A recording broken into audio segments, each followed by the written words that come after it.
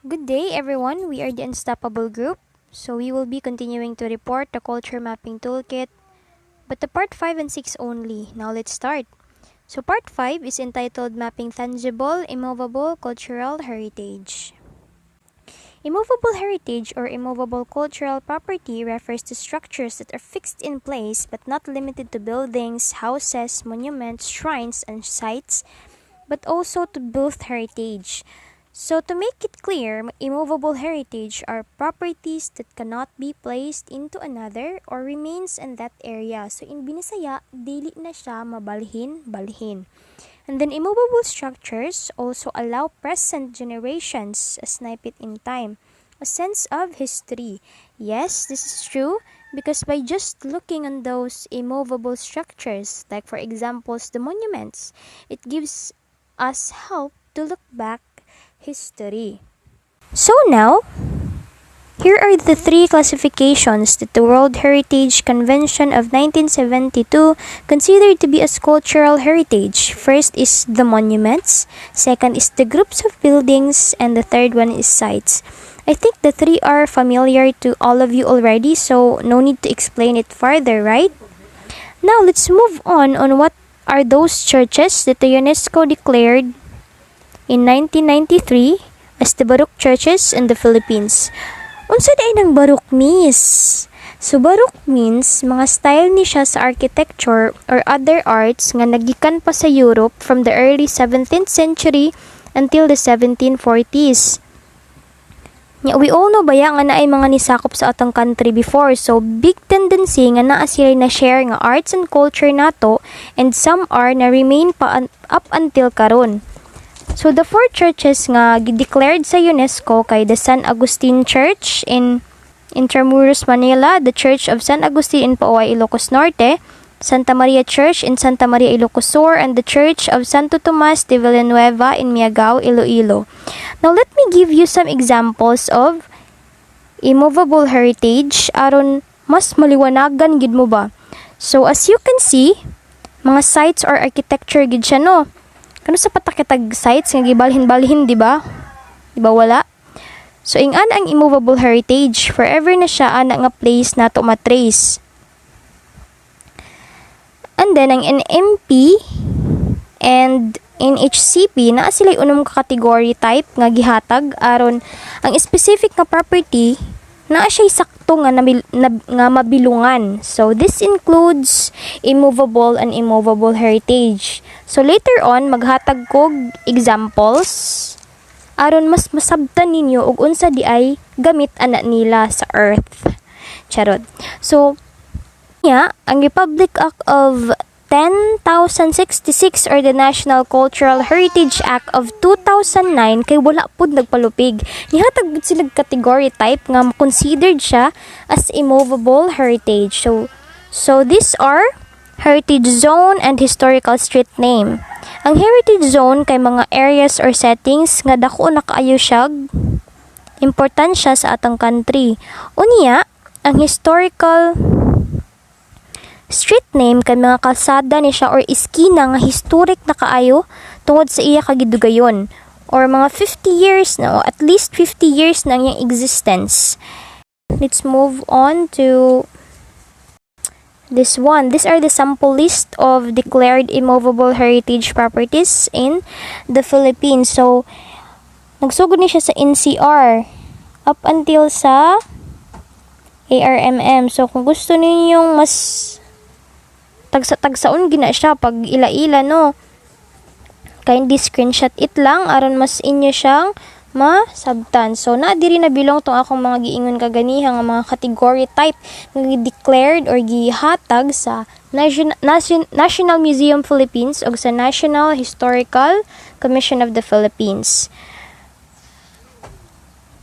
So muna siya ang mga meaning. NMP is the National Museum of the Philippines. NHCP kay National Historical Commission of the Philippines. NCT is the National Cultural Treasure. ICP is Important Cultural Property. UNESCO is United Nations Educational, Scientific, and Cultural Organizations. Training to map tangible immovable heritage. As a policy-making tool, cultural mapping contents can be used to enhance place profiles and regeneration of cultural quarters and heritage sites. So, let's proceed and try to figure out na ang importante manggid ang pagkadak og data o pag-train sa mga choosing participants in mapping tangible immovable heritage. So, let's proceed. So, before the mapper signify that this is a cultural properties, they shall undergo an orientation training on identifying and mapping the tangible, immovable cultural properties in their locality. So, the purpose of it is to understand the concept of tangible, immovable heritage and their protection, and also to identify these cultural properties, categorize them, and conduct systematic documentation procedures, including cultural, social, artistic, scientific, and historical significance to the community. So the first step in identifying movable or built heritage is to determine the age of the original structure. Like the main year kung kano sa gina siya gitukod or gitugayon ni ani nga heritage. Take note, RA 10066 declares that year more than 50 years old is considered as an important cultural property. And the second step is to know the significance of the property, such as its historical value, spiritual, aesthetic, economic, scientific, and social significance to the community. So, mo declare ani as the National Museum of the Philippines, National Historical Commission of the Philippines, UNESCO, and even LGU ordinances and resolutions indicate its inherent value. However, there are still many built structures worth looking into and should be documented or mapped. So, it is the 7 types of immovable heritage. So the first one is the government structures, private built structures, and commercial establishment. These refer to buildings of importance such as municipal hall, capitol building, government agencies, barangay hall, lighthouse, bridge, health center, and many more. The second slide is school and educational complexes.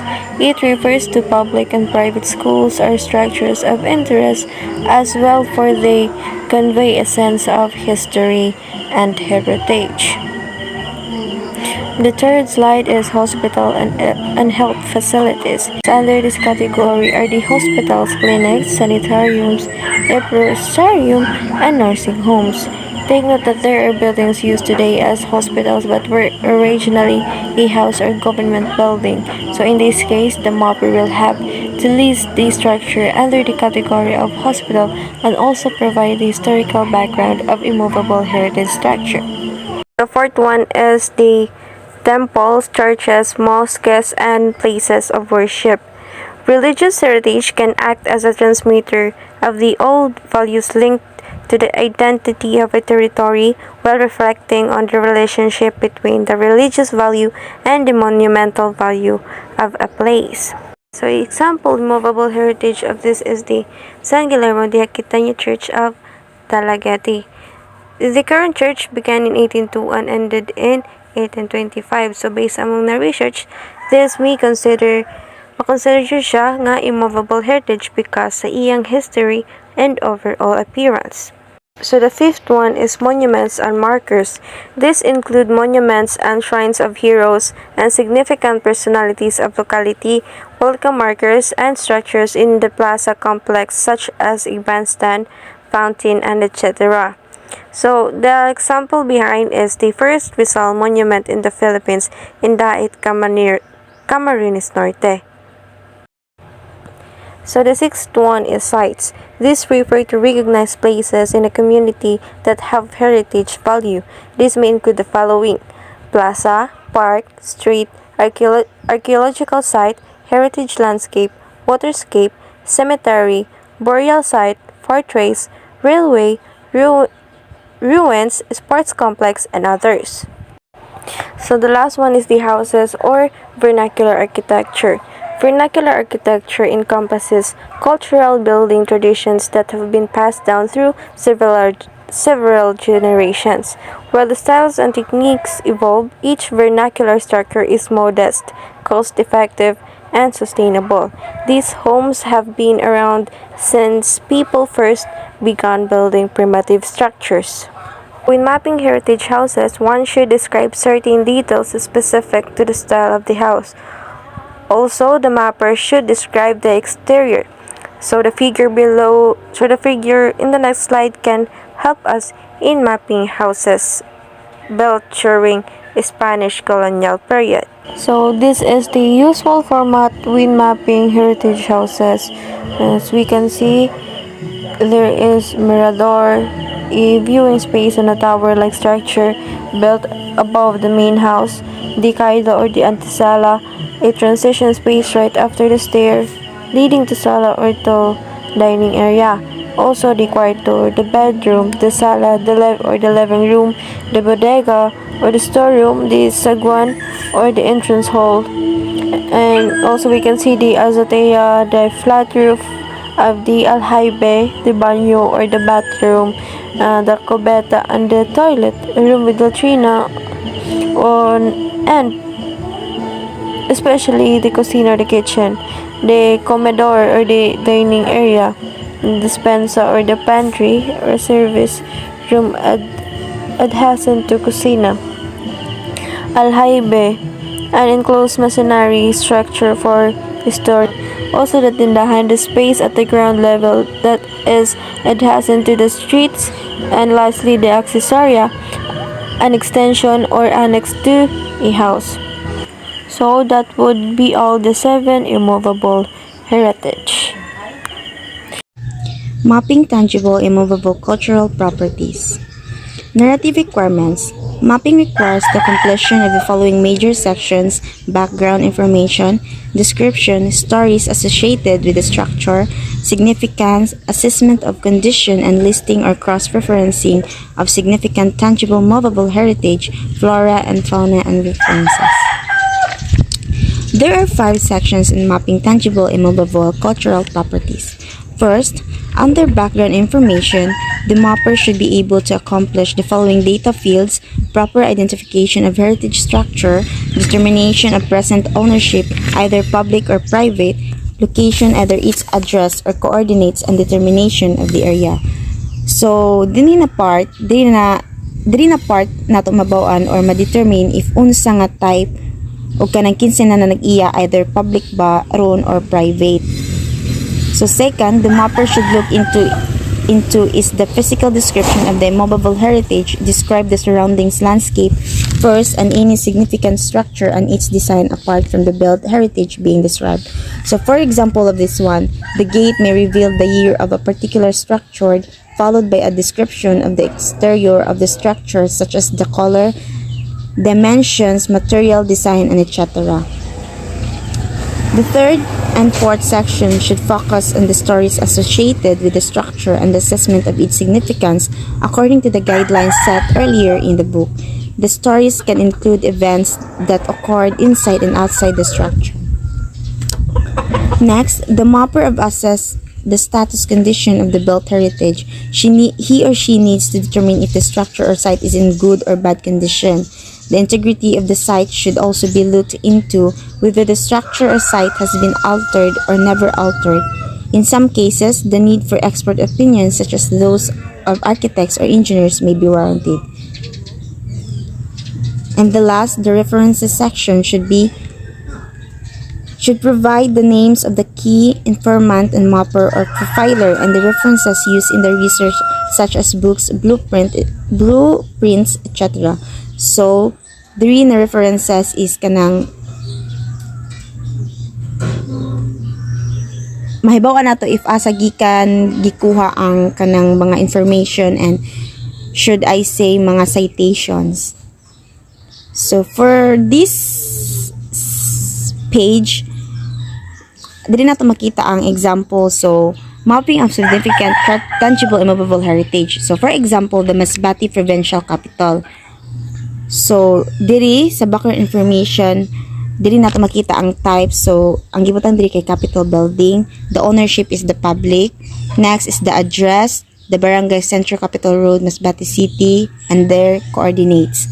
So, ang next is the area, year constructed or estimated age, the ownership or jurisdiction, declaration or legislation, the description.